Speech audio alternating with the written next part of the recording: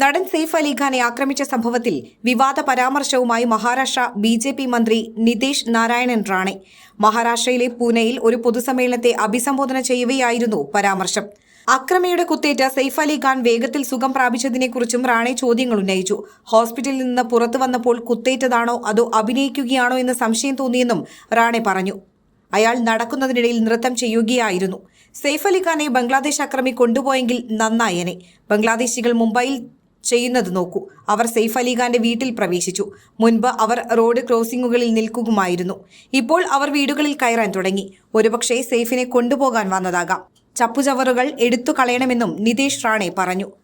സുപ്രിയ സുലെ, ജിതേന്ദ്ര ഔഹദ് തുടങ്ങിയ നേതാക്കൾ ഷാരൂഖ് ഖാനെയോ സെയ്ഫ് അലി ഖാനെയോ പോലെയുള്ള ഏതെങ്കിലും ഖാൻമാർക്ക് വേദനിക്കുമ്പോൾ എല്ലാവരും അതിനെക്കുറിച്ച് സംസാരിക്കാൻ തുടങ്ങും.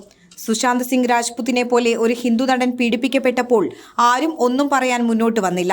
അപ്പോഴൊക്കെ ഇവർ മൗനം പാലിച്ചുവെന്നും നിതേഷ് റാണെ ആരോപിച്ചു. അതേസമയം നടന് നേരെയുണ്ടായ ആക്രമണത്തിന്റെ സ്വഭാവത്തെ ചോദ്യം ചെയ്ത ശിവസേന നേതാവ് സഞ്ജയ് നിരുപം രംഗത്തെത്തിയിരുന്നു. സെയ്ഫിന്റെ കുടുംബം മുന്നോട്ട് വന്ന് ആക്രമണത്തിന്റെ വിശദാംശങ്ങൾ വെളിപ്പെടുത്തണമെന്ന് അദ്ദേഹം ആവശ്യപ്പെട്ടു. കുടുംബം മുന്നോട്ട് വന്ന ഇത് വെളിപ്പെടുത്തണം. കാരണം ഈ സംഭവത്തിനു ശേഷം മുംബൈയിലെ ക്രമസമാധാനം തകർന്നു.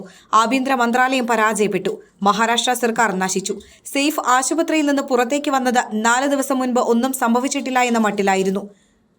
തനിക്ക് ഡോക്ടർമാരോട് അതേക്കുറിച്ച് ചോദിക്കണം. 6 മണിക്കൂർ ഓപ്പറേഷൻ ചെയ്ത ഒരാൾക്ക് ചുരുങ്ങിയ ദിവസത്തിനുള്ളിൽ ഇത്രയും നല്ല രൂപത്തിൽ പുറത്തുവരാൻ കഴിയുമോ എന്നും നിരുപം ചോദിക്കുന്നു. ജനുവരി 16-ന് ബാന്ദ്രയിലെ ഫ്ളാറ്റിൽ വെച്ചായിരുന്നു സെയ്ഫ് അലി ഖാന് ആക്രമിയുടെ കുത്തേൽക്കുന്നത്. കുഞ്ഞിനെ ഉപദ്രവിക്കാനെത്തിയ ആക്രമിയെ തടയുന്നതിനിടെ 6 തവണയാണ് നടനെ പ്രതി കുത്തി പരിക്കേൽപ്പിച്ചത്. സംഭവത്തിൽ ഗുരുതരമായി നട്ടെല്ലിന് പരിക്കേറ്റ സെയ്ഫ് അലി ഖാനെ ലീലാവതി ആശുപത്രിയിൽ എത്തിക്കുകയായിരുന്നു. കഴിഞ്ഞ ദിവസമാണ് നടൻ ആശുപത്രി വിട്ടത്. സംഭവത്തിൽ ബംഗ്ലാദേശിലെ രാജ്ബാരി സ്വദേശിയായ മുഹമ്മദ് ഷെരീഫുൽ ഇസ്ലാം എന്നയാളെ പോലീസ് അറസ്റ്റ് ചെയ്തു.